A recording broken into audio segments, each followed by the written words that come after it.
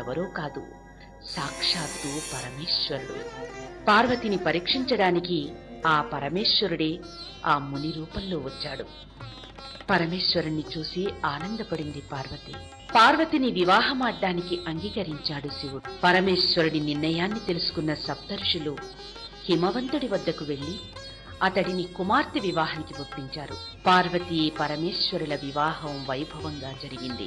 వివాహమైన తరువాత ఇంద్రాది దేవతలు పరమేశ్వరుని వద్దకు వెళ్లి బ్రహ్మదేవుని ఆజ్ఞను మన్మథుడు పాటించాడని, అతడిని తిరిగి బ్రతికించమని వేడుకున్నారు. మన్మథుణ్ణి తిరిగి బ్రతికించాడు శివుడు. కొద్ది కాలానికే శివపార్వతులకు ఒక కుమారుడు జన్మించాడు. అతడే కుమారస్వామి. 6 ముఖాలతో జన్మించిన అతడిని షణ్ముఖుడు అని కూడా పిలుస్తారు. శివపార్వతుల కుమారుడు వినాయకుడు. అతడు విఘ్నాధిపతి.